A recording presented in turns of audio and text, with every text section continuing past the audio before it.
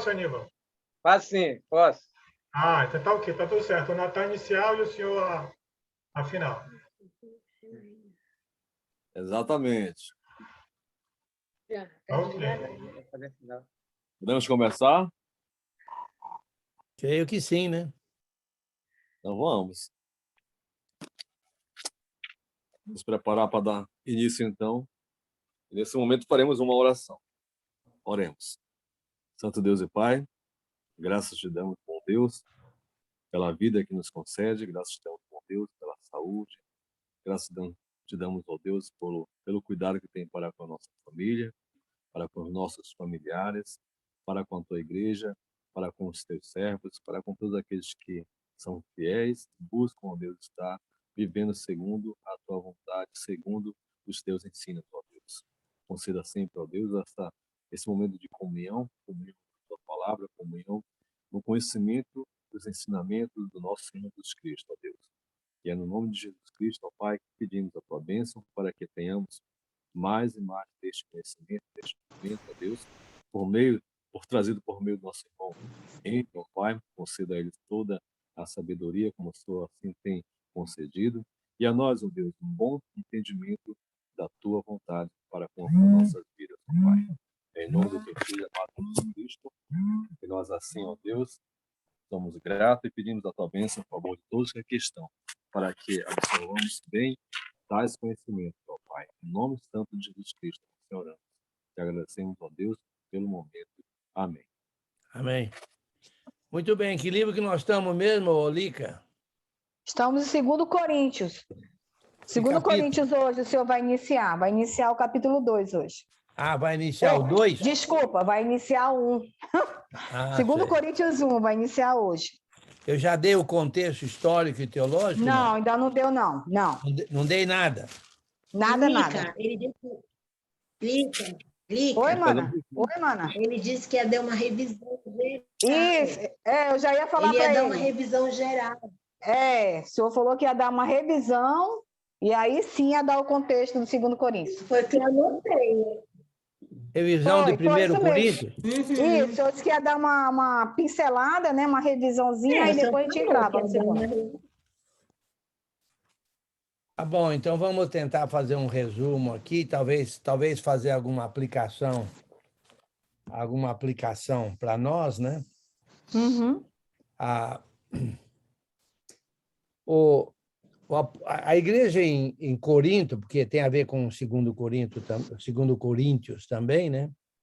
A igreja em Corinto foi iniciada pelo apóstolo Paulo na segunda viagem missionária, né? Vocês lembram disso? Está lá em Atos, que quando ele saiu de Antioquia da Síria, ele levou Silas com ele, porque ele não quis levar Barnabé, porque Barnabé queria levar João Marcos, e João Marcos tinha abandonado Paulo e abandonado eles na primeira viagem, então não quis levar.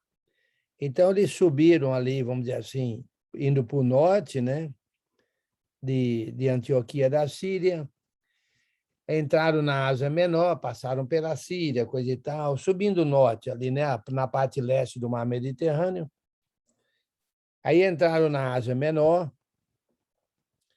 e caminharam rumo a noroeste, né, vamos dizer assim, cruzando, né, a Ásia Menor. Por exemplo, vamos supor que a minha tela aqui seja a Ásia Menor, a tela toda, e deixa eu ver, aqui para vocês seria o sudeste, né? Porque o meu aqui, minha visão é diferente. Sudeste, e aqui seria noroeste. Aqui está a esquerda de vocês, a direita de vocês, não está? Ou não? A minha é a esquerda. À esquerda. Então, é assim? É. Aqui seria o sudeste, o sudeste da Ásia Menor? Não, sudoeste para nós aqui. Então na Inverte a mão de verdade, novo. Então, aqui é o sudeste. Correto. E aqui é o noroeste. Correto. Isso mesmo. Então Paulo atravessou assim, ó, ele atravessou em diagonal, ele estava atravessando mais ou menos em diagonal, né? Mais ou menos em diagonal. E aqui, mais ou menos, onde está a minha cabeça, seria mais ou menos só para você ter uma ideia, seria a galáxia, vamos dizer assim. Aí, quando Paulo chegou mais ou menos aqui, agora complica, mais ou menos aqui, ele queria ir para aqui, ó. O que é aqui? Aqui onde está a minha mão seria o quê? Sudoeste. Oeste. Mas que cidade estaria aqui onde está a minha mão? Que província seria da Ásia Menor? Seria a Ásia, né? Seria a Ásia. Seria as cidades de Pérgamo, Tiatira, Filadélfia, Sardes. Capital da Ásia, qual que é? Éfeso. Éfeso. Então, aqui onde está a minha mão, seria Éfeso. Então, Paulo quis ir para Éfeso, o Espírito Santo falou não. Na verdade, deixa eu ver, eu sempre não sei se é o Espírito Santo ou o Espírito de Jesus, que, na verdade, é a mesma coisa. É o mas Espírito Santo, seu Eni. o Espírito Santo. Então, ele quis ir para o norte. Para o norte. O norte seria o quê? Seria Bitínia. Mais ou menos assim, noroeste. A nordeste. Mais ou menos, para o norte, vai. Aqui, a confusão aqui na minha tela. Mas aí o Espírito de Jesus, né? Deixa eu ver. Aí está no capítulo... Está 16, Atos 16, 6 até o 7. É o 16 do 6 exatamente ao 10. Ao 10, é. Então, aí ele quis ir para Bitínia, mas o Espírito de Jesus não permitiu. O Espírito Santo não permitiu que ele fosse para a Ásia, Éfeso. E ele quis ir para o norte, e o Espírito de Jesus falou não. Então, ele está indo assim e está caminhando. Então, na verdade, ele não podia voltar, não podia ir para o norte, não podia ir para o sul, ou para o sudeste, ou sudoeste. Então, ele continuou caminhando assim. Aonde é que ele chegou? Mas é o livro de Atos. Ele chegou a Troade. Troade. Aí, uma noite, ele teve visão à noite, então aí eles entraram na Europa, aí estabeleceram a igreja em Filipos, Tessalônica, Bereia, entraram na Acaia, estabeleceram a igreja em Atenas, aí foram para Corinto. Lembra, ele não quis ficar em Corinto, não. Ele não estava querendo ficar em Corinto, não. Certo? Mas nós sabemos que lá no capítulo... deixa eu ver aqui. No capítulo 18, certo?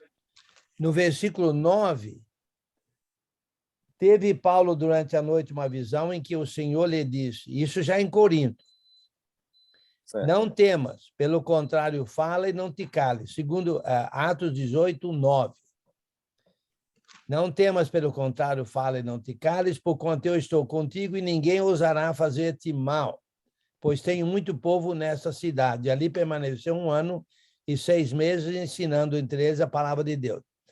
Eu creio que Paulo estava receoso de ficar em Corinto, porque era um centro ali complicado, internacional, e muita movimentação de lá para cá. Tinha ali também muita prostituição religiosa, muita idolatria, entendeu? Ele falou, aqui não fico, não. Ele achou que não teria receptividade, a memória de ver, ele não pretendia ficar, mas ele teve uma visão à noite, E o senhor falou, fica aí que eu tenho muita gente aí nessa cidade, não temas. Então, ele ficou 1 ano e meio. Mas eu estou dizendo isso para entender que era uma cidade complicada, cheia de problemas, principalmente problemas de idolatria, prostituição, inclusive prostituição religiosa, certo? E Paulo falou, não, vou embora daqui.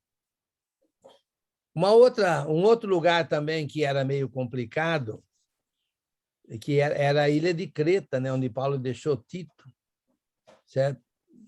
Os cretenses eram preguiçosos, feras terríveis, etc., etc. E Paulo deixou Tito lá. Então, olha, aí o trabalho é direcionado tendo a ver com a situação local, né? Os problemas locais. Então, Paulo ficou 1 ano e meio lá em Corinto, certo? Aí, provavelmente, a primeira pessoa que ele batizou lá, quem seria provavelmente a primeira pessoa? Alguém lembra? Aonde? Em Corinto. Não, foi Foi Estéfanas e a família dele? É Estéfanas, eu diria que é Estéfanas. A família Primícias da Ásia. Espera aí. Paulo... Não, é Primícias da Ásia, né? Estéfanas, espera aí. Acho que eu estou fazendo confusão aqui com Estéfanas. Espera aí. Ele encontrou, quando ele chegou em Corinto, ele encontrou Áquila. Sim. Áquila e Priscila. Sim. Depois Sila e Timóteo chegaram na Macedônia, aí começaram a trabalhar. Aí Paulo foi para a casa de Tício Justo. Tentou primeiro. Opa, desculpa, ok, não. Estéfanas são as primícias da Acaia. 1 Coríntios 16, 15. Primícias da Acaia. Exatamente. Então, provavelmente, viu, Giovanni? Provavelmente, isso aqui é uma teoria, vamos dizer assim, né? Provavelmente, os primeiros a serem batizados foram a Estéfanas e a casa dele. Depois viria Áquila e Priscila. A meu modo de ver.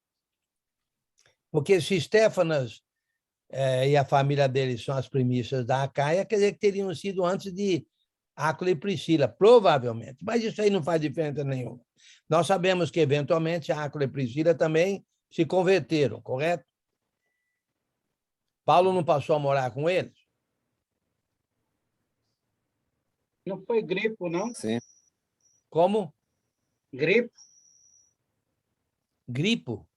sim, Aonde está isso? em Coríntios. Aonde? Em que lugar?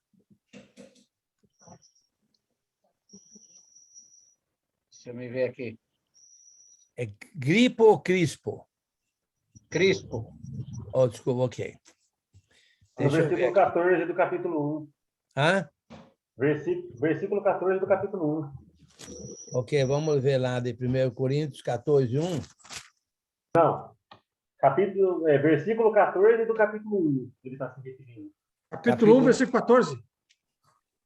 Capítulo 1, versículo 14, deixa eu ver aqui. Dou graças porque Crispo nenhum e de vós Gaio. batizei, exceto Crispo e Gaio, Isso. para que ninguém diga que fosse batizados em meu nome.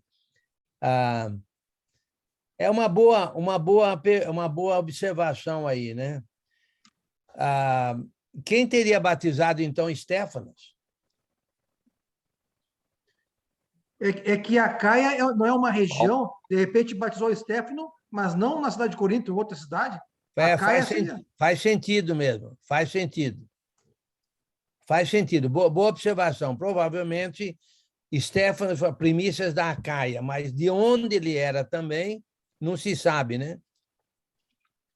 Mas e pode bem ser, como o Pedro falou, que tivesse sido Crispo e Gaio. Mas olha só, nessas alturas, Áquila e Priscila não estavam lá, não estavam em Corinto, correto? Quando Paulo escreveu a primeira carta, Onde é que ah, Enio, Oi. no 16 também diz que ele batizou os da casa de Stephanie. sim. Sim. Ah, também bateu a casa de Stefanas. Então, provavelmente Stefanas seria, novamente, provavelmente, então, Stefanas seria de Corinto e teria sido provavelmente as primícias, né? Pode ser. Aonde que o Pedro leu? 16 de qual capítulo? Do capítulo 1. Primeiro 16. 1 Coríntios 1, 16. Batizei também os da casa de Stefanas, além destes. Sim. Bem, isso aí não faz muita diferença. O ponto que eu quero deixar bem claro é que Paulo acabou batizando, não é que acabou batizando, houve ali uma grande aceitação, e eu não sei quem é que teria batizado muita gente lá, né? Porque ele fala no versículo 14, nós estamos mais ou menos resumindo, mas resumindo de uma maneira, pegando alguns pontos, etc. Mas vamos lá. 14, 1 Coríntios 14, 1:14. Dou graças a Deus porque a ninguém de vós batizei, exceto Crispo e Gaio, para que ninguém diga que fosse batizado em meu nome. Batizei também a casa de Stefanas. Além desse, não me lembro se batizei algum outro, porque não me enviou Cristo para batizar, mas para pregar o evangelho, não com sabedoria de palavra, para que você não anule a cruz de Cristo. Então, se Deus tinha muita gente lá em Corinto, certo? Quem é que teria batizado essa muita gente, né? Novamente, não faz diferença, ok? Ou foi Paulo disse que não batizou muitos, talvez quem estava com Paulo. Quem é que estava com Paulo em Corinto? Silas e Duas Timóteo. pessoas. Silas e Timóteo. Silas e Timóteo, exatamente. Silas e Timóteo. Silas e Timóteo estavam com Paulo. Você lembra que Jesus batizava mais discípulos do que João? Mas Jesus mesmo não batizava, lembra? O ponto aqui é o seguinte. Paulo disse, nós não fomos enviados. Ele fala, Cristo não me enviou para batizar, mas para pregar o evangelho. É preciso que isso seja bem esclarecido, porque muitas vezes a gente coloca a carroça na frente do boi, certo? A carroça na frente do boi. Porque a gente quer batizar, mas, na verdade, a gente devia se concentrar em esclarecer bem o que quer dizer se tornar cristão, o evangelho salvador de Cristo. Se a pessoa entender bem e ela crer, ela vai querer ser batizada. Entendeu? Mas muita gente quer falar sobre batismo. Espera aí. Por que não falar sobre o evangelho? O evangelho, aí a pessoa vai querer ser batizada. Quando Jesus enfiou os 12, os seus apóstolos lá em Mateus 28, ele diz assim, 18 a 20, toda autoridade me foi dada no céu e na terra, portanto, ide, fazei discípulos de todas as nações. Ué, como é que você faz discípulos das nações? Pregando o evangelho. Aí ele fala, batizando-os. Batizando quem? Os discípulos que foram feitos pela pregação do evangelho. Batizando em nome do Pai, do Filho e do Espírito Santo, ensinando-os a guardar todas as coisas que eu vos tenho ordenado, e este estarei convosco todos os dias até a consumação do século. Então, a sequência é a seguinte, a gente prega o evangelho, fala sobre a salvação. Aí o discípulo de Cristo, aquele que aceitou a salvação em Cristo, vai querer ser batizado. Aí ele é batizado. Aí vamos ensinar ele todas as coisas que Jesus ensinou. Tem muita gente que reverte as coisas. Por exemplo, tem muita gente que quer aprender tudo antes de ser batizado. Não. Tem muita gente que quer ser batizado. Às vezes nós queremos batizar quando, na verdade, nós devemos pregar. O batismo vem como consequência. Os ensinos vêm como consequência do batismo. Ok? Bem, isso aí foi parênteses, isso aí foi extra. Mas o ponto é que houve ali uma aceitação boa, mas a cidade, não é Coríntios 1, a cidade era uma cidade da pá virada. Conhece a expressão, não? Porque muitas vezes eu uso a expressão provérbios populares dado do milênio passado, e muita gente não entende. Hoje mesmo, acho que foi hoje ou ontem, eu usei um provérbio popular do milênio passado, ninguém entendeu nada. Desvestir um santo para vestir outro. Quem que já ouviu isso? Aqui diz ainda. Ok. Mas esse pessoal que eu estava ensinando aí, eles falam, não entendem, nunca ouviram falar isso. Então, na verdade, Paulo, eram 3 que fizeram um bom trabalho lá. Paulo, Silas e Timóteo. Porque lembra que Paulo era apóstolo aos gentios. Quem era Silas? Alguém lembra? Alguém lembra quem é uma qualificação? Não era profeta? Deixa eu ver aqui. Profeta, exatamente, profeta. Eram 2 profetas que foram enviados de Jerusalém, né? Levando aquelas cartas de recomendação no final do capítulo 15. E um voltou, mas outro ficou. O que ficou foi Silas. Silas tem um outro nome para Silas. Qual que é? Silvano. Exatamente, Silvano. E aí, quando eles saíram de Antioquia, Paulo e Silas, passaram pela região da Galácia e chamaram Timóteo, que era notável, né? Assim, conhecido pelos irmãos lá. E Timóteo ficou com Paulo até o fim da vida de Paulo, né? Então, Paulo, Silas e Timóteo fizeram um bom trabalho, mas era uma cidade de muitos problemas. Muitos problemas, entendeu? Muitos. Então, agora, tudo indica que Paulo ficou lá 1 ano e meio. Mas agora, quando Paulo está escrevendo, quando Paulo saiu de Corinto, após 1 ano e meio, para onde é que ele foi? Alguém lembra, não? Para onde é que ele ia? Quando Paulo saiu de Corinto? Ele ia para onde? Alguém lembra? Não, para onde ele ia? Macedônia. Não. Jerusalém? Não. Bem, mas não é. É e não é. Ele foi para a Síria, né? Antioquia da Síria. Ele estava voltando para Antioquia da Síria, de onde ele tinha saído. Certo? O objetivo, o destino final. Mas quando ele saiu de Corinto, para onde é que ele passou logo? Aonde ele passou? Em Éfeso. Em Éfeso. Quem que ele deixou em Éfeso? Priscila e Áquila, não foi? Exatamente, Priscila e Áquila. Aí eles queriam que ele ficasse, falou, não, eu volto se Deus quiser. Aí ele foi para Antioquia e voltou. Quanto tempo ele ficou em Éfeso? Isso seria a 3ª viagem. Quanto tempo que nós chamamos de 3ª? Quanto tempo ele ficou em Éfeso?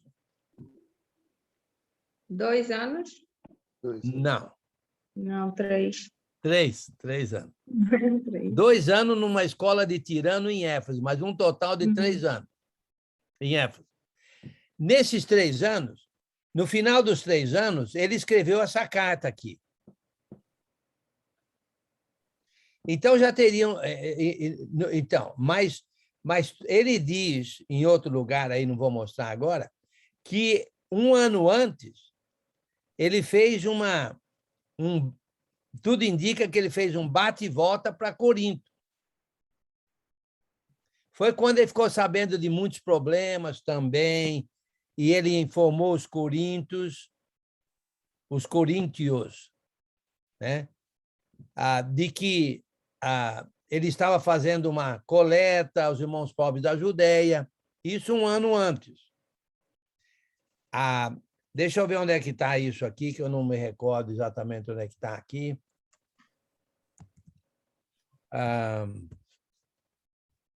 Deixa eu ver aqui. Ele falou isso... 2 Coríntios 8:10. Ele diz assim: e nisso dou minha opinião, pois a vós outros que desde o ano passado participastes não só a prática, mas também o querer, convém isto. Então, um ano antes, a meu modo de ver, olha 2 Coríntios 9:2. Porque bem reconheço a vossa presteza, da qual me glorio junto aos macedônios, dizendo que a Acaia está preparada desde o ano passado, e o vosso zelo tem estimulado a muitíssimos. Ok, deixa eu anotar essas duas passagens aqui, ali em 1 Coríntios 16. Eu vou anotar lá, porque é ali que ele fala da coleta, que ele ia passar por lá. Então, deixa eu anotar aqui. Já tinha anotado, já, 9:2 e 8:10. 2 Coríntios 8:10.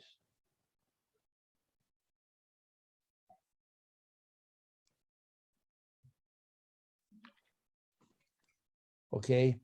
8:10 e 9:2. Ok? Então, um ano antes. Então, ele já estava em Éfeso quanto tempo quando ele foi para Corinto, esse bate e volta?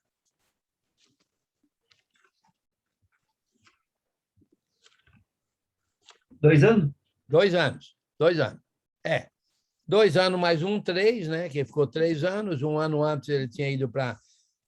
tudo. A meu modo de ver, tudo indica que ele teria ido. Certo? Porque como é que, então, eles estavam se preparando, etc. Bem, mas não faz diferença. Mas muita gente entende que Paulo fez um bate e volta um ano antes de escrever a primeira carta, que ele fez um bate e volta para Corinto.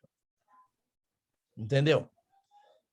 E teria, então, conversado sobre os irmãos, sobre essa oferta aos irmãos pobres da Judéia. Foi quando eles iniciaram, se prontificaram a ajudar os irmãos pobres da Judéia.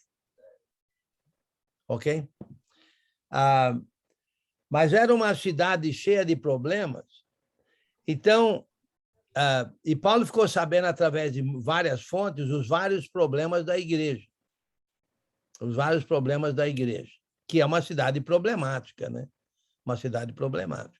Cidade problemática vai ter irmãos problemáticos, certo? Porque eles trazem problemas com eles, entendeu?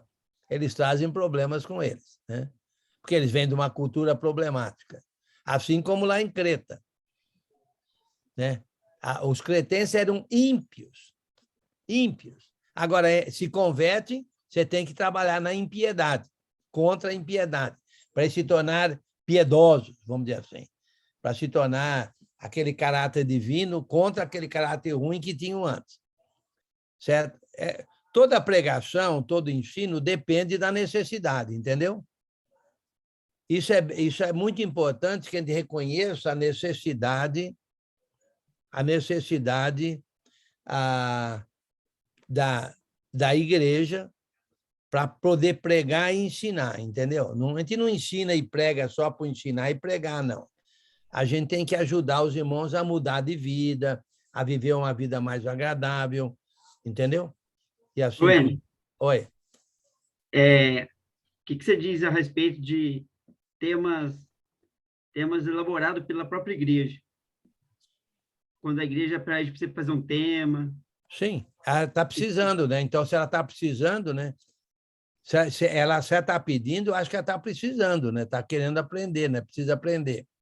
Olha, eu sei de gente, Marcelo, eu sei de pregadores. Não, eu já preparei esse sermão para o ano todo. Rapaz, não é uma boa ideia, não. Não é boa ideia, não. Porque como é que você vai saber a necessidade da igreja daqui 3 meses, daqui 6 meses, daqui 8 meses, entendeu? Não é boa ideia, não. Não é boa ideia, não, entendeu? No nosso caso aqui, nós estamos... Você vê, os irmãos decidem que livro que eles querem estudar, mas a gente está preparando pregadores e professores, entendeu? Para poder depois pregar e ensinar de acordo com as necessidades também da congregação onde cada um está, ok? Mas então, agora, então o problema aqui era solucionar problema. O problema era solucionar problema, certo? Então, aí vem a mensagem do livro. A mensagem do livro. Olha, a mensagem do livro está no versículos de 4 a 9 do início, no capítulo 1. É como assim? É assim, ó. Deus deu uma graça aos coríntios. A graça era de eles serem enriquecidos em Deus, em Cristo, em toda a palavra e todo o conhecimento. E, a meu modo de ver, isso aconteceu de 2 maneiras. Primeira maneira é que eles tinham dons milagrosos. Não tinham dons milagrosos? E entre os dons milagrosos, qual era um que encaixa bem nisso aqui? 2 que encaixam bem. Quais seriam?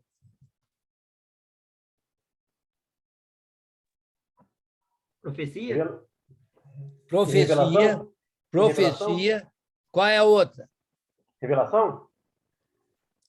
Não, a revelação é o conhecimento sendo revelado.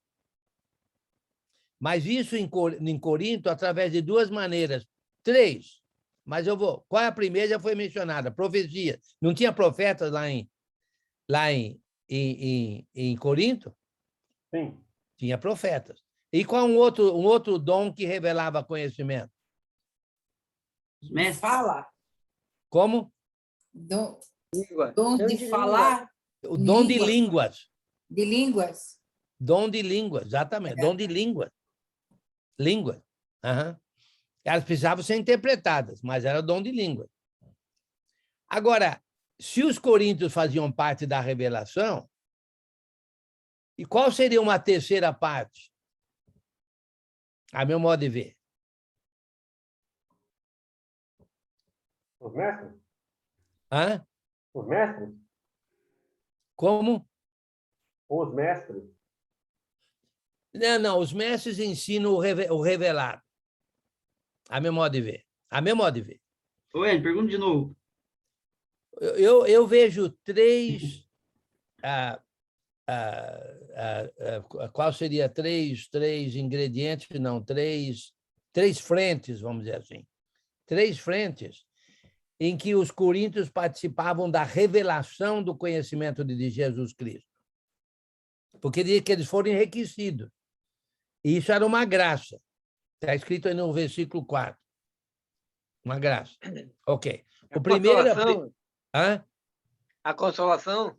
Não é. Eu vou dizer porque vocês não vão acertar, não, no que eu estou pensando. Isso aqui não está nas Primeiro é igrejas. profecias, segundo, línguas, e terceiro era o fato que Paulo transmitia conhecimento a eles. Paulo também não revelava a eles o conhecimento? Basta dizer que ele revelou aqui na primeira carta um monte de conhecimento, de revelação, solucionando problemas. Mas o ponto não era... Porque, olha, essa graça de revelação, a meu modo de ver, a revelação era feita principalmente pelos apóstolos, todos, através do Espírito Santo, né? Ok? Paulo era um apóstolo e estava revelando conhecimento aos coríntios. Mas também nós tínhamos profetas. Profetas. Os profetas não eram apóstolos, eles eram profetas. Um deles é Silas. Mas lá em Corinto não tinha profeta, nós sabemos de profecias lá no capítulo 14, capítulo 12. E também o dom de língua, a mesma modo de ver, dom de línguas era como se fosse profecia, mas em língua que precisava ser interpretada. Entendeu? Eu entendo assim. Eu estou explicando como eu entendo. Fala. Deixa eu fazer uma pergunta. Os apóstolos, eles tinham, como é que eu posso dizer, conhecimento, vamos dizer assim, completo, certo? Como? Os apóstolos tinham conhecimento, pode-se dizer assim, completo. Sim, todos eles. Eles todos juntos. Sim. E tem alguma diferença entre profecia e revelação? Seria o quê? Seria esse conhecimento dos apóstolos em pequenas doses? Eu diria que sim. Agora, não há dúvida de que as profecias, eu entendo, eu vou dizer como eu entendo aqui, sem pesquisar muito, tentando responder aí. Eu entendo que as profecias, os espíritos eram provados. Eu entendo que as profecias eram provadas. Vinha lá um profeta. Se tinha um falso profeta, entendeu? Uma falsa profecia, mas se era pelo Espírito Santo, não era falsa. Mas quem é que transmitiu o dom de profecia?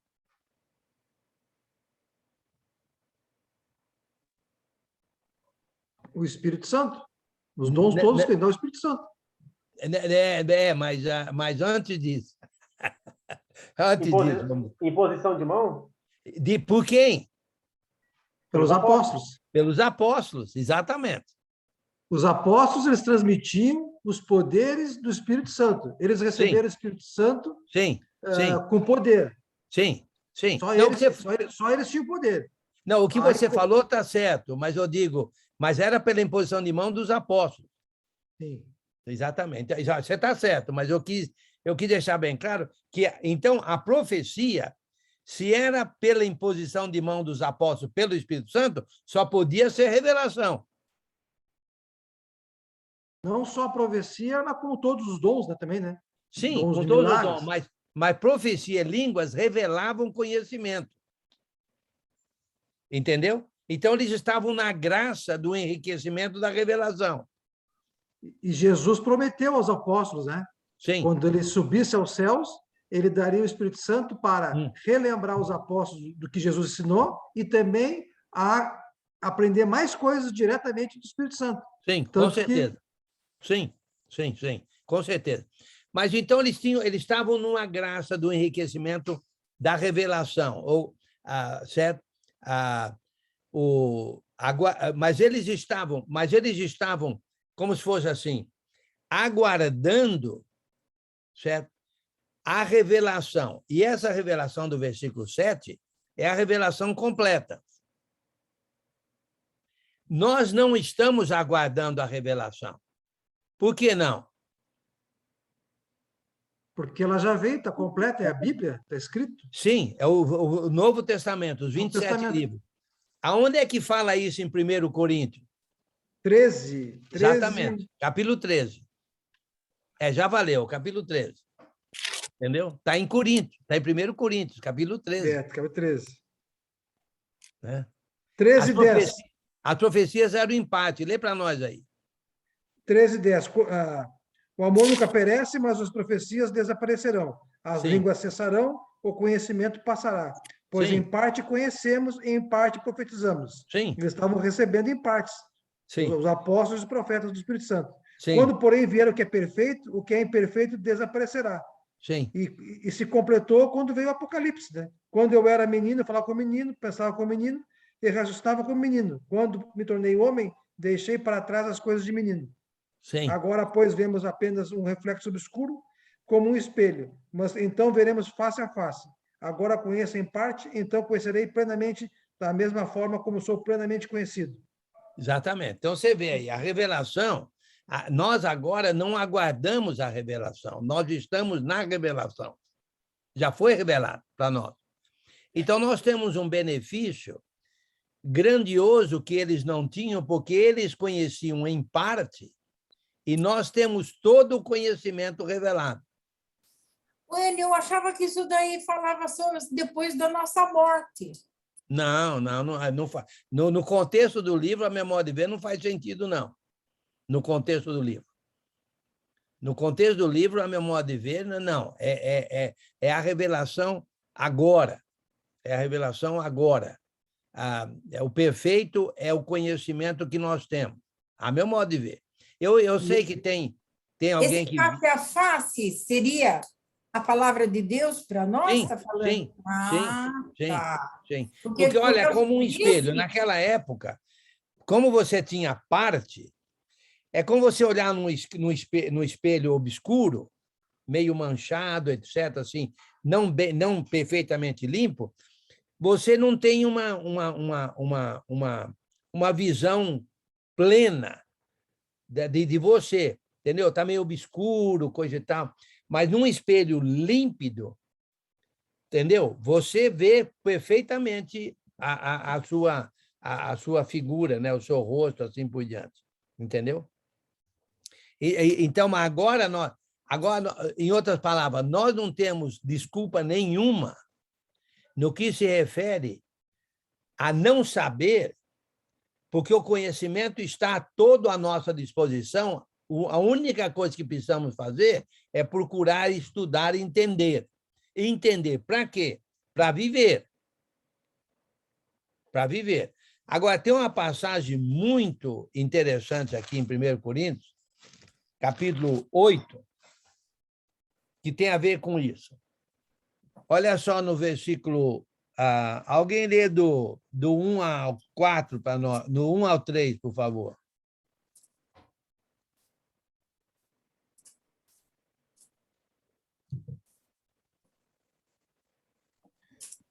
Do 1 ao 3? Sim.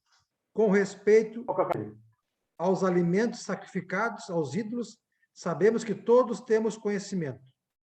O conhecimento traz orgulho, mas o amor edifica. Quem pensa conhecer alguma coisa, ainda não conhece como deveria.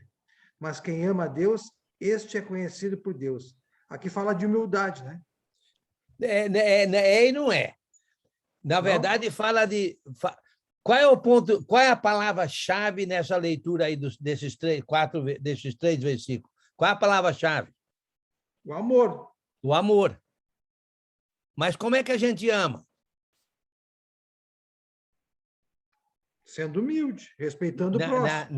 Não. É e não é. Romanos 14, 22, eu vou botar aqui, ver aqui. É e não é. Como é que a gente ama? Pelo conhecimento? Pelo conhecimento. Pelo conhecimento. Mas se você tem conhecimento e não ama, você é o quê? Orgulhoso. Orgulhoso, arrogante, metido, intelectual.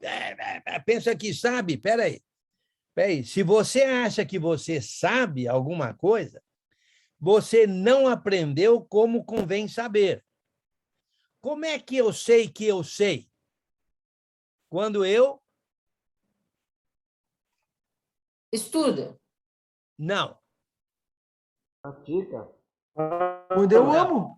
Quando eu amo. Pratico o que é ensinado. Quando eu pratico o que é ensinado. Quando eu amo, A presencial online aqui, que a Mari já falou. E aí vocês confirmaram aí. Quando eu pratico aquilo que eu aprendo. Então, de fato, eu aprendi. Porque se eu aprendo e não pratico, eu não aprendi. Tem um outro livro que fala alguma coisa interessante. Vamos ver se vocês lembram. Se eu aprendo e não pratico, eu não aprendi como convém saber, de acordo com aqui Coríntios. Mas o que é que vai acontecer com o que eu sei, com o que eu penso que eu sei? O que é que vai acontecer? Alguém lembra? Tiago não fala? Seja praticantes? Não. O quê? É Tiago, mas ele fala o quê? Se eu sei e não pratico, o que vai acontecer com o meu conhecimento? Eu estou me enganando. Vai ser um conhecimento em vão, né? Sejam praticantes da palavra, não apenas ouvintes, enganando-se a si mesmos. Ninguém falou. Ninguém falou. É semelhante ele vai transgredir a lei. Ele transgride a lei. Não, ainda não. Ninguém falou. Sandro, que Ainda. já chegou, Sandro. Será que nem Ô, o sino que faz barulho? ô, Sandro, tá escondidinho aí? Você tá no avião, é? Eu tô dentro do avião aqui, esperando o avião embarcar aqui, enquanto estou aproveitando a internet aqui. Você tá onde? Você tá em Recife? Não, a gente está aqui em Brasília. A gente já veio de Recife para Brasília e daqui a pouco a gente está saindo de Brasília para Manaus. Não pegou nada de gripe nem. Você sabe como é que chama essa gripe aí no Brasil, não? O cuscuz resolve esse problema da gripe. Omicron. Eu peguei Omicron. esse- Omigripe chama. Gripom. Ok, vamos lá. Enio, Olha, eu vou ler aqui, Tiago, aqui, ó. Sejam praticantes da palavra e não apenas ouvintes, enganando-se a si mesmos. Aquele que ouve a palavra, mas não põe em prática, é semelhante a um homem que olha a sua face no espelho e depois de olhar para si mesmo, sai e logo esquece a sua aparência. Mas o homem que observa atentamente a lei perfeita, que traz a liberdade e persevera na prática dessa lei, não esquecendo o que ouviu, mas praticando, será feliz naquilo que fizer. ok. O que acontece se você aprende e não pratica? Você o que vai acontecer com você, com o seu Esquece. conhecimento? Hã? Esquece. Exatamente, você vai esquecer o que aprendeu. A que o Giovanni deu. Não, eu queria escutar isso, mas não escutei, não vi direito. Ah, O Giovanni você queria estava a palavra. por dentro. O Giovanni Cícero estava tinha por dentro. escrito aí. O Cícero tinha escrito. Esquece. Eu não mas ele não escutei, lê. eu não escutei. Você vai esquecer. Então, você não aprendeu como convém aprender, porque se você esqueceu, como é que você aprendeu como convém aprender? Porque você esqueceu. Então, não prestou atenção, né? Como? Não prestou atenção. Não praticou. Ah, tá. Ou seja, É. não, Não praticou. ou seja, não. Não aprendeu. Não amou. Ok, Não a amou. presencial online já falou aqui, não amou. Não amou. Eu falei também. Então, Eu eu já também escutei, falei. aí eu escutei. Então, olha só, a gente aprende para Praticar, Praticar. a gente praticar e aprende passar. para Amar. amar. Amar. Se você não ama com o conhecimento que você tem, você vai esquecer, porque você não aprendeu como convém aprender. Aquele que estuda, ele pensa que vai ficar mais fiel. Eu tenho novidade para ele. Não é uma consequência lógica. Você só vai ficar mais fiel se você amar com o conhecimento que você tem. Então, quanto mais você aprende, mais você pode Amar. Amar. amar. Amar. E, consequentemente, você vai ser mais Feliz. começa Mais com S, sabidinho. mas não é feliz. Mais Mais sabedoria. sabidinho. Mais conhecedor. também. Mais Mais sabidinho. também. Mais Conhecedor. mais Mas fiel. ok. Mais fiel. Ok, mais fiel. Mais fiel. Mas você só é mais fiel se você ama mais. Você só vai amar mais se você aprender mais. Mas se você aprender e não amar, você não vai ser mais fiel, não. Muito ao contrário, você vai ser o quê? Fiel. Ok, mas outra palavra aqui de 1 Coríntios capítulo 8, você vai ser o quê? Soberbo. Ou seja, Soberbo. arrogante, soberbo. Arrogante. Soberbo. É verdade, viu, Enio? Eu vivi tudo isso hoje. É hoje? Hoje. Ajudei uma sobrinha, ela ficou grávida e não casou, mas agora ela vai casar. E está todo mundo bravo com o que ela fez. Quer dizer, o tal de julgamento, né? Uhum. Ontem ela chegou para mim e falou: tia, a senhora não vai comigo para ajudar eu a limpar o apartamento que eu vou morar? Falei, lógico que eu vou. A senhora não está brava comigo? Eu falei, por que eu vou estar brava com você? Eu coloquei o meu conhecimento da palavra de Deus na frente do que ela fez, das coisas que ela fez. Eu falei assim, as consequências do erro que quem fez foi você. Ela falou, eu sei, tia, mas está todo mundo me condenando. Eu falei, eu não tenho que te condenar, eu não sou Deus. Eu falei, então, você está me mostrando todo o conhecimento, o tempo que eu estudo, eu coloquei em prática hoje. Corri com ela o dia inteiro, e amanhã eu vou ter que fazer isso de novo. E tem gente que fica bravo. Eu falo assim, eu não tenho nada que ver com o que ela fez, o que ela deixou de fazer. Eu quero que a vida dela, daqui em diante, ela está tentando consertar o que ela fez. Sim. Eu tenho que colocar em prática. Eu falei, e outra, o que eu estou fazendo na minha igreja se eu não praticar o bem? Sim. Se eu não praticar o amor? Por que eu estou lá, então? Acolher, esquentando o banco? Não, eu não posso estar esquentando o banco. Eu tenho que praticar, eu tenho que acolher. Então, né? Muito bem, muito bem. Agora, muito bem, nota 10, você fez certinho. Novamente, você só pode amar se você conhecer.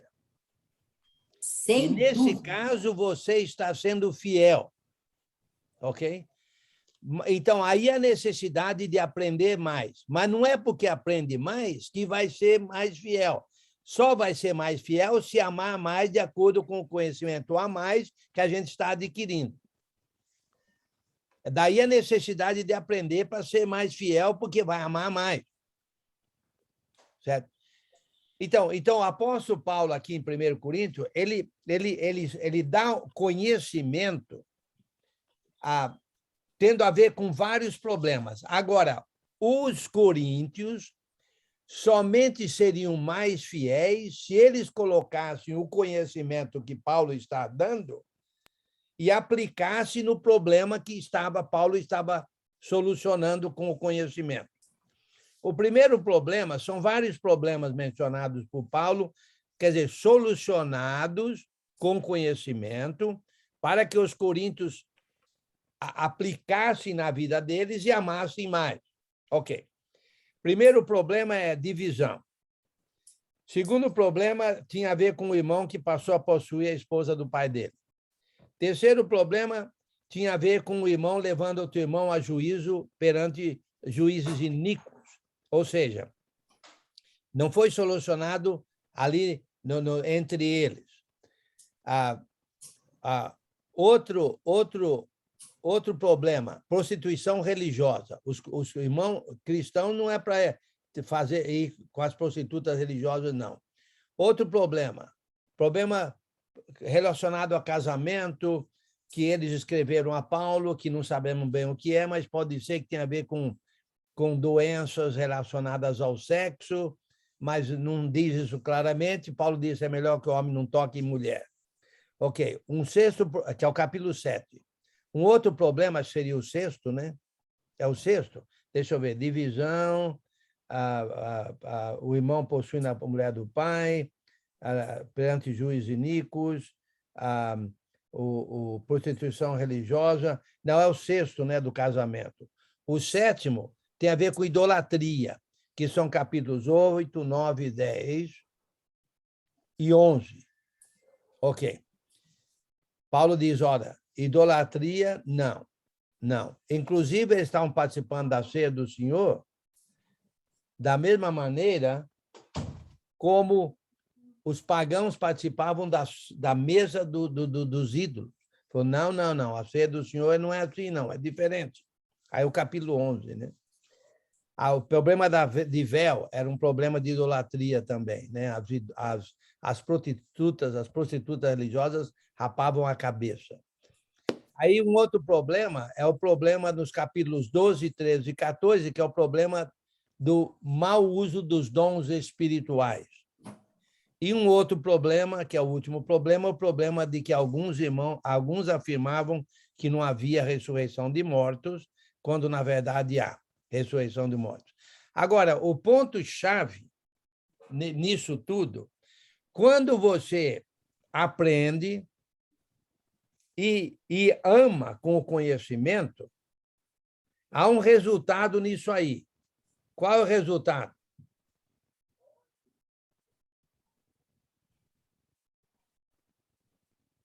Qual é o resultado? Está no capítulo 1, versículo 9. Versículo 9. Temos comunhão com Cristo? Exatamente. Estamos na comunhão de Cristo a que Deus nos chamou. Por quê? Porque você está, na verdade, amando. E se você ama, Deus não é amor? Se você ama, você é amorzinho. Filho de peixe, peixinho é. Filho de amor, amorzinho é. Então, você está na comunhão de Cristo, porque é Cristo que nos colocou na filiação divina. Entendeu? Cristo é quem nos colocou na filiação divina. Porque estamos em comunhão com Cristo, somos filhos de Deus. Porque ele é filho de Deus. Então, nós estamos, né, nele. Ok? Porque foi ele que morreu por nós, né? Sim. Agora, tem um outro ponto muito interessante no livro, certo? Que nós já falamos um pouco, que é o capítulo 13. Capítulo 13.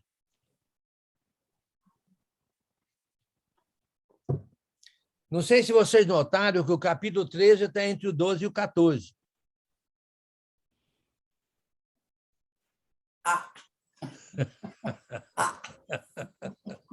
A Ana notou, né, Ana? Está entre o 12 e o 14.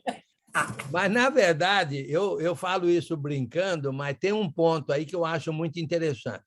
A meu modo de ver, os capítulos 12, 13 e 14 têm a ver com o mau uso dos dons milagrosos. Qual é o uso correto que era para ser feito com os dons milagrosos? Edificar a igreja. Ou seja, amar. Amar. Com os dons milagrosos. Porque os dons milagrosos, entendeu? Eles eram milagrosos, poderosos, mas o objetivo não era ninguém aparecer, era na verdade, edificar a igreja. Hoje em dia, sabe como é que nós edificamos a igreja hoje em dia? Não é através de dons milagrosos, é através de... Ensinando a palavra, né? Amando. Sim, mas é através de... Não é de dons milagrosos, é através de... Estudos? Não, é e não é. O amor? É e não é. Conhecimento? É e não é. A igreja se edifica uns aos outros, nos reunindo, estudando a palavra e colocando em prática. Comunhão. Como é que nós edificamos uns aos outros hoje em dia? É através de dons milagrosos? Não. É através do quê? O Sandro falou comunhão. É comunhão? Também é, mas não é. É e não é? Ai. Quer que eu falo? Sim. É através de dons não milagrosos.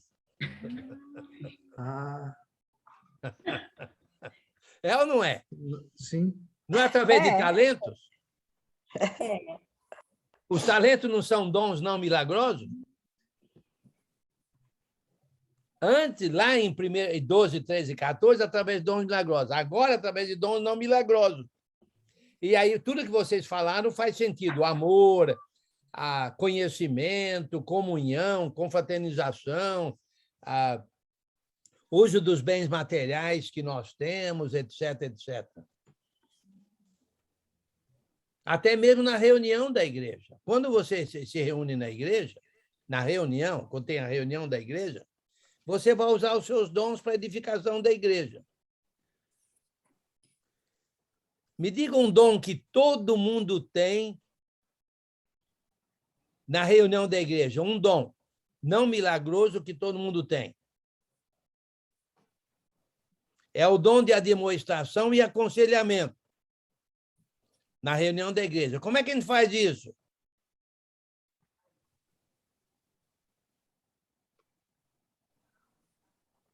Na reunião da igreja. Comunhão. Como é que a gente faz isso na reunião da igreja? Como é que a gente aconselha e admoesta uns aos outros na reunião da igreja? Todo mundo aconselha e admoesta na reunião da igreja. Como? Todo mundo? Todo mundo. No cântico? Exatamente, através dos cânticos. No cântico? Sim, sim. A letra, pela letra do cântico? Sim, sim, pelo que você está cantando. Quem falou isso? Paulo não falou isso, não? E vivam pelo Espírito, cantem salmos. Não, vamos lá ver lá. Efésios, por exemplo. Efésios, capítulo 5, versículo...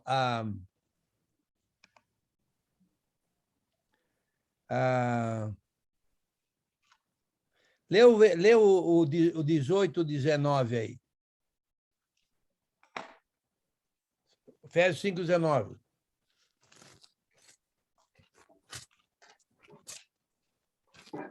Não se embriagueis, pois a bebida levará você à desgraça, mas encheis do Espírito de Deus. Anime-se uns aos outros com salmos, hinos, canções espirituais. Cantem de todo o coração hinos e salmos ao Senhor. Então, aí diz anime-se uns aos outros, né? Então, o meu fala falando entre vós, que é a mesma coisa. Você vê, quem é que não pode cantar? Quem é que não pode cantar? O mudo. Mas o mudo entre eles cantam através de sinais. Mas entre nós, quem é que não pode cantar? Minha esposa, eu já fui taxado várias vezes de afônico. Afônico é um que não consegue manter a melodia. Eu entendo muito de ritmo. Dá um pandeirinho para mim aí, coisa e tal, uma caixa, aí eu consigo manter ritmo, coisa e tal. Mas na melodia, meu amigo, na melodia... né? Isso aí não é pentecostal, não? Hã? Isso aí não é pentecostal, não? Pentecostal. Não tem nada a ver com pentecostal, não. Alguém lê Colossenses 3,16 para nós aí. Habite ricamente em vós a palavra do Cristo. Instruí-vos e aconselhai-vos mutuamente em toda sabedoria, louvando a Deus com salmos e hinos e cânticos espirituais, com gratidão em vosso coração. Então, eu entendo que quando você está cantando, você está admoestando e aconselhando, instruindo e aconselhando mutuamente. Mutuamente. Se eu canto e você canta, é mútuo. E você canta, é mútuo. É mutuamente. Por isso que sempre procure, então, colocar um cântico que sirva com a pregação, né? Ajuda. Fique tudo numa união de entendimento. É mesmo. Também. Agora, uma outra maneira que a gente também... um outro dom não milagroso que a gente tem na reunião da igreja é o amor fraternal, a fraternidade, o prazer de estar junto com os irmãos, de abraçar, as mulheres se beijam e assim por diante, certo? Aquele prazer de aperto de mão, de conversar com os irmãos, na reunião, estou dizendo. É um outro dom não milagroso. O amor fraternal não é dom milagroso, não. Quer dizer, se você levar em consideração que você nasceu de novo, que é um milagre, aí tudo que a gente faz é milagroso. Mas, na verdade, o milagre é nascer de novo.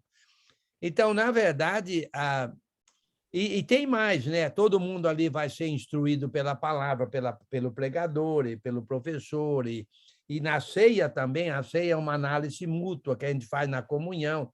Então, tudo que é feito ali é através de dons não milagrosos, visando a edificação da igreja. Agora, uma coisa interessante que a gente precisa aprender... E também não deixa de ser um milagre também, né? Como? Não deixa de ser um milagre que acontece na vida da gente, né? Com certeza, é um resultado do milagre. De um milagre, né? Sim, é resultado de um milagre, mas não é dom milagroso nosso. Não. não dom milagroso. Exatamente. Um milagre de Deus, vamos falar. Deus fez o milagre. No Isso. caso dos dons milagrosos, dos capítulos 12, 13 e 14, eles tinham o dom milagroso, né? Eles curavam cegos e paralíticos, e falavam em línguas, Sim, no primeiro século que precisava, né? Sim, para até a mostrar palavra. Cristo. Até chegar o perfeito.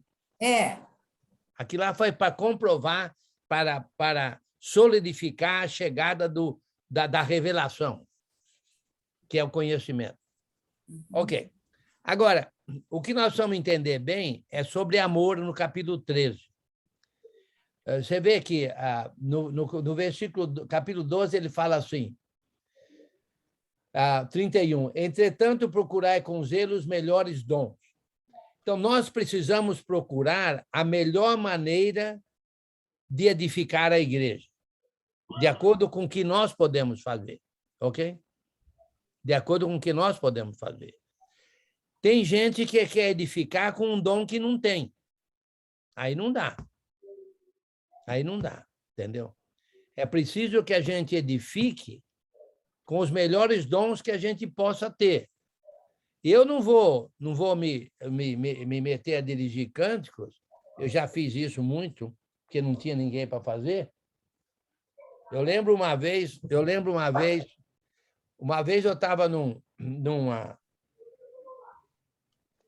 eu era pregador aqui nos Estados Unidos, e um domingo à noite, deu uma nevada. Então, uns 10, 12 de nós chegamos no prédio para o culto da noite. Tem culto de manhã e à noite. Uns 10, 15 de nós conseguimos chegar. O resto não saiu. Eu, como pregador, cheguei, mas tinha somente 2 homens, eu e um outro, pelo que eu lembro. Mas os únicos 2 que podiam fazer alguma coisa. Então, eu conversei com o outro e falei assim, olha, nós temos que dividir todo o trabalho entre nós. Certo? Eu vou pregar, etc., posso fazer assim, vamos dizer assim. Mas uma coisa que eu não faço é dirigir cântico. Falei, você vai ter que dirigir, porque eu não tenho esse dom de jeito nenhum. Falei, mas eu também não. Falei, olha, meu irmão, você não pode ser pior que eu, não. Não pode ser pior que eu, não. Porque diz que eu sou afônico. Se eu sou afônico, como é que eu vou dirigir a melodia, né? Falei, olha, você dirige... Não, falei, não, você dirige. E as mulheres? Não, a gente ajuda, coisa e tal, ok. Então, o coitado foi dirigir cântico. Mas como ele era ruim. Coitado. Ai, como ele era ruim.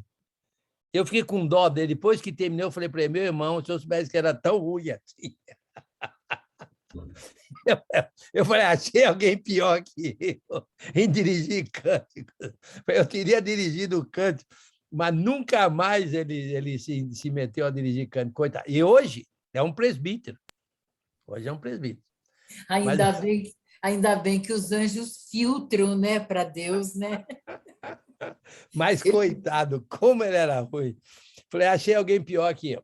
Então nós precisamos de procurar os melhores dons. Agora, e Paulo disse ali no final do capítulo 12, versículo 31, eu passo a mostrar-vos ainda um caminho sobre modo excelente. Qual o caminho sobre modo excelente? O amor. O caminho do amor. O caminho do amor. E ele explica o que é amor. Olha, eu vou dizer para vocês, eu gosto muito dessas características do amor aí no versículo 4. Diz assim, o amor é paciente, é benigno, o amor não arde em ciúmes, não se ufana, não se ensoberbece, não se conduz inconvenientemente, não procura os seus interesses, não se exaspera, não se ressente do mal, não se alegra com a injustiça, mas regozija-se com a verdade, tudo sofre, tudo crê, tudo espera, tudo suporta, o amor jamais acaba, mas havendo profecia, etc. Agora, eu já tentei bastante entender o que é o amor. Aí, olha, amar, a meu modo de ver, amar, sabemos que Deus é amor, né? Mas amar, a meu modo de ver, é eu agir, olha só, ação, prática, eu agir fundamentado num raciocínio espiritual tendo a ver com aquele ensino ali, entendeu? Então eu vou agir de uma maneira inteligente, baseado no ensino de Jesus Cristo. Então, por exemplo, o que adianta eu me vingar de alguém, sabendo que Deus é o vingador? Então, eu não vou me vingar de ninguém. Eu vou fazer o bem a todos, mas o camarada é ruim. Eu falei, bem, sim, mas eu devo fazer o bem. A bênção vem para mim, ele não quer, eu vou fazer o bem para ele mesmo, ele não merecendo, mas o problema já é de Deus. Eu vou fazer. Então, a meu modo de ver, certo? A gente deve raciocinar, certo? E agir, tem que agir. Se não agir, aí é só orgulho no conhecimento. Então, o conhecimento é para que eu raciocine na minha fé. Em outras palavras, a fé atua pelo amor. Pelo amor. Então, olha só. Então, Paulo disse que há 3 coisas que permanecem: fé, esperança e amor. Né? No versículo 13. Ok, olha só. Qual é o maior dos 3? O amor. Ok. Porque, olha só, a fé... deixa eu dar uma ilustração, que é simples, todo mundo conhece. Aquele que semeia abundância, colhe em abundância. Não quer dizer somente bens materiais, não. Não vou dizer qual é a colheita, mas não é só bens materiais, não. Tem uma colheita grande ali. Não vou explicar agora. Isso já está em segunda carta, na segunda carta que nós vamos começar a estudar na semana que vem. Então, olha só. Aquele que semeia abundância, colhe em abundância. Quem falou isso? Paulo. Esse é ensino de quem? É ensino de quem? De Paulo. É ensino de quem? Jesus. De Cristo. De Cristo. Ok, muito bem. Através de Paulo, né? Ok, muito bem. Então, olha só, eu tenho conhecimento ali.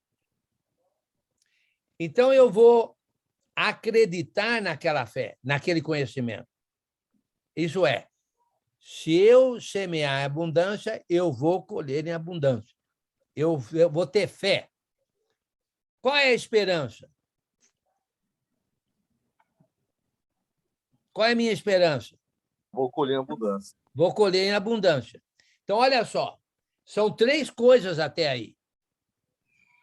A fé, mas a fé é no conhecimento, então começa com conhecimento. Aí vem a fé. Aí vem a esperança. Que se eu semear em abundância, eu vou colher em abundância. Agora, se eu raciocinar nisso e partir para a ação de semear em abundância, eu estarei fazendo o quê? Amando. Amando. Mas se eu não amar, morre. Não há esperança, a fé é morta e o conhecimento só me deixou arrogante. Mas se eu amar, existe a concretização da fé, que vai ser a esperança, vai se concretizar, vamos dizer assim, a esperança vai chegar um dia ou outro, isso pelo amor. Então, o amor é a base de tudo, né, seu? O amor é a base de tudo. O maior dos 3 é o amor. O amor é a base de tudo. O amor é a base de tudo. Mas olha só, antes do amor, você precisa de ter 3 coisas. Conhecimento, porque você não pode amar sem o conhecimento. Como é que você vai agir sem saber como agir? Você vai ter que crer no conhecimento e vai ter que considerar a esperança para depois você amar. Então, o maior dos 3 é o amor, que o amor é que faz com que isso funcione. Então, aí eu aprendi como, de fato, devo aprender. Eu amei. Eu escrevi um negócio aqui, Enio, na Bíblia, eu acho que foi tu que falou, ou então eu entendi e escrevi. Você tem fé no conhecimento revelado, do Novo Testamento, e esperança de que receberá a promessa da revelação. O amor tem que ser a mola propulsora. Não sei se foi tu que deste isso ou se está escrito aqui na minha Bíblia. Bem, se não foi eu aprovo. Eu não sei quem foi, talvez tenha eu, mas talvez não, mas eu aprovo. O amor é o que agiliza, o amor é o que faz aquilo virar realidade. Faz aquela fé virar realidade, faz aquele conhecimento se concretizar, virar realidade. O amor é o fundamento disso tudo. O maior disso é o amor. Agora, nós devemos amar, inclusive, os nossos irmãos. Imagine só, você ama a Deus e não ama os irmãos. Que amor? O amor, porque o ensino de Jesus, todos os ensinos de Jesus, tem a ver com o amor de uma maneira geral, incluindo nossos irmãos. Temos que amar os irmãos. Se você não ama os irmãos, você não ama. Se você não ama o inimigo, você não ama. Se você não ama a Deus, você não ama. Você não pode amar e desamar. Amar e desamar. Você não pode amar o irmão e não amar o inimigo. Porque amor é uma atitude, amor é um modo de viver. Entendeu? É um modo de viver. O amor é o todo que é Deus, ele. Como? O amor é o todo. Sim. Que é Deus. Exatamente. Deus é que está. Olha, Deus amou o mundo de tal maneira que deu o seu Filho unigênito, para que todo aquele que nele crê não pereça, mas tenha vida eterna. Então, se Deus não tivesse enviado Jesus, ele teria amado a humanidade, mas não salvaria a humanidade, então o amor não estaria funcionando, o amor de Deus. Mas porque ele amou de tal maneira que ele já deu o Filho dele para que a humanidade seja salva. Então, olha a ação. Deus enviou o seu Filho. Qual é o resultado disso? A salvação de pessoas. Então, Deus amou o mundo de tal maneira. Enio, quando Cristo voltar, ele vai completar os cristãos? Completar em que sentido? Agora eu vou fazer uma confissão aqui, né? Me perdoe, né? O amor é paciente. Às vezes eu perco a paciência, peco, tenho que pedir perdão. O amor é bondoso. Bom, esse aqui tranquilo, não faço maldade. Não inveja, às vezes a gente erra, tem ciúmes. Não se vangloria, não orgulha, não maltrata, não procura seus interesses, às vezes erra, procura um interesse pessoal. Quando Cristo voltar, esses defeitos que o cristão tem, ele vai completar ou não?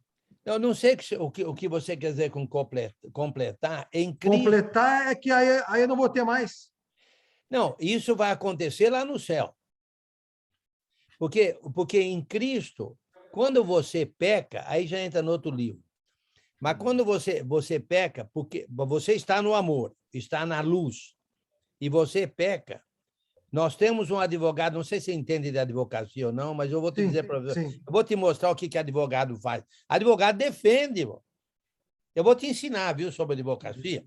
O advogado defende, certo? Então, Jesus é o nosso advogado que nos defende de nosso erro. Então, perante Deus, nós somos perfeitos, porque Cristo nos aperfeiçoa, ele nos livra, ele nos perdoa. Então, perante Deus, em Cristo, nós estamos no amor perfeito, vamos dizer assim. Nós estamos no amor de Deus. Porque o amor de Deus, aí é meio complicado, mas o amor de Deus se resume em toda a palavra dele para nós. Quando você está na palavra de Deus, você está amando Deus.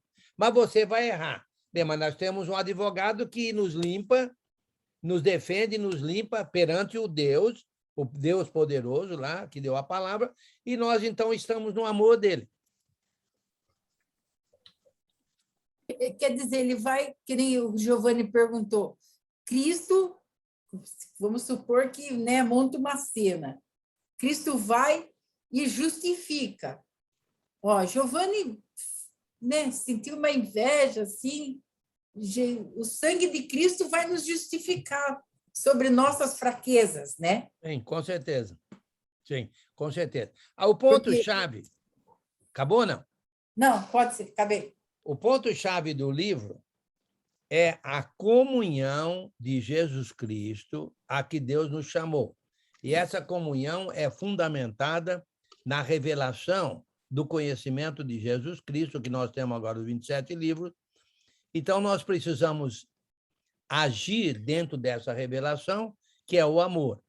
E nós, então, estamos no amor de Deus, estamos na comunhão de Jesus Cristo agora e para toda a eternidade, porque no julgamento final nós vamos estar na comunhão eterna.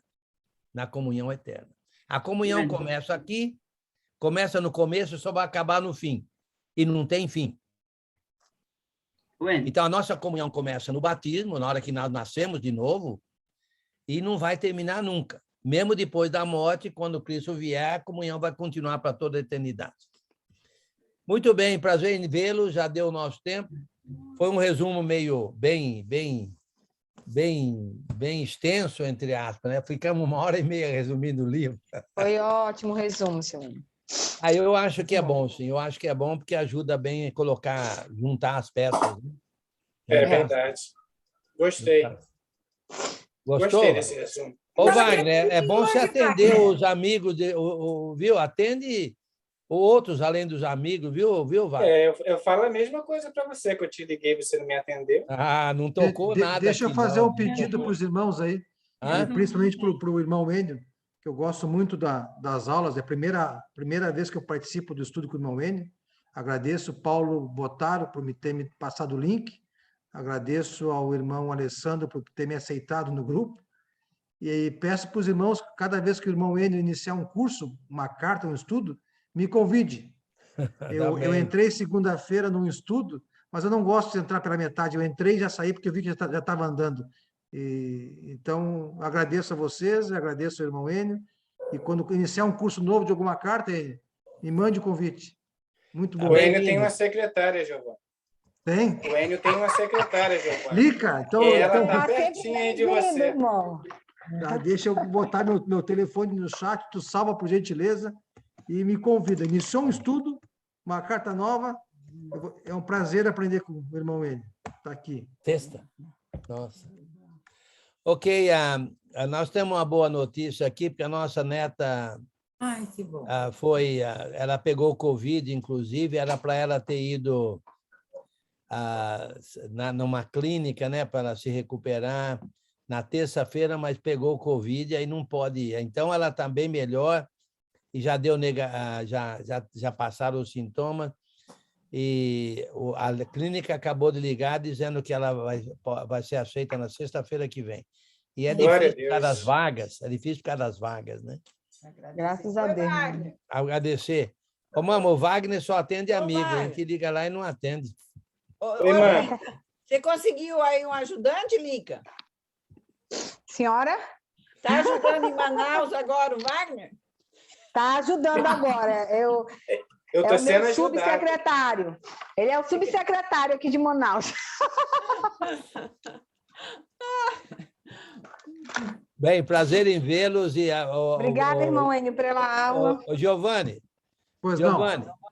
você está sempre bem-vindo, viu? Você pesca bem, pega bem, entende bem o que a gente explica. Você está bem-vindo, viu? É um prazer tê-lo no meu estudo, viu? É um prazer imenso. Eu que agradeço, Filipe. Eu fico muito feliz. Giovanni dá aula sobre o Espírito Santo. Ótimas aulas. Eu estou aprendendo. Não. Que bom, graças a Deus. Ótimas aulas. Graças a Deus. Tá bom. Quem é que vai fazer a oração final? Então, na segunda-feira, nós vamos continuar, né? É outra panela, né? Segunda-feira. Aí, segunda-feira que vem, é outra panela, mas é... Não é Manaus, não. Não, Manaus mas peraí. quintas. Mas sexta-feira que vem... De Manaus. Sexta-feira que vem, nós vamos estudar 2 Coríntios, né? Quinta que vem. Quinta que vem é 2 Coríntios, isso. 2 Coríntios. E amanhã tem aula, Enio? Amanhã tem aula com o melhor professor do Brasil. O Enio Júnior vai dar aula amanhã? Vai. O Wagner já falou, o melhor professor do mundo, viu? Manu, Aprendeu com sabidinho aí, aprendeu com sabidinho. Lica, você não vou deixar ninguém pegar o seu lugar, não, viu, Lica? Deixa não, seu Enio. Não vou deixar, não. Que é isso, pô? Vamos orar? Quem que vai orar por nós aí? Aníbal. Aníbal. Agradeço. Não esqueça de agradecer pela neta, viu? Tá, tô lembrando. É Lia o nome da sua neta? Tô lembrando. A Lia. Oremos. Deus e Pai, poderoso Criador do céu e da terra. Ô Pai, te agradecemos esse privilégio, essa oportunidade, Deus Pai, estamos nós reunidos, embora onlinemente, Deus Pai, mas Tu nos tem trazido essa ferramenta e fazendo com que essa comunhão possa prevalecer em nossas vidas. Obrigado, Senhor, que os Teus estudos, Deus Pai, assim como o irmão Enio, que tem nos desenvolvido essa sabedoria, Deus Pai, para que nós possamos colocar em prática. Obrigado, Senhor. Cuide da sua vida, da vida da irmã Marli e todos os seus, Deus Pai, dando a ele a capacidade cada vez mais para sempre fazer a tua vontade. Obrigado, Senhor. Que todos nós que estamos aqui presentes também, Deus Pai, possamos estar entendendo, compreendendo, Deus Pai, os teus santos caminhos, fazendo com que seja feita a tua vontade. Faz de nós, irmãos, como tu queres que nós sejamos, Deus Pai. Sempre te buscando e colocando em prática todos esses ensinamentos que aqui acabamos de ouvir. Obrigado, Senhor. Fica com cada um, dê oportunidade para todos, para que possamos sempre estar prevalecendo no teu santo caminho. Assim nós te agradecemos e te pedimos, em nome do teu Filho, que é o nosso Salvador Cristo Jesus. Amém. Muito bem, prazer em vê-los. Um abração para todos. Um abração, Marli. A senhora também, dona Marli. Só para descontrair um pouco. Fala aí, Giovanni. Eu sou aposentado e minha nova profissão agora é amando. Eu estou amando da Marli. A Marli manda eu limpar a casa, manda eu lavar a louça. Ô, Giovanni, você é aposentado? Estou aposentado.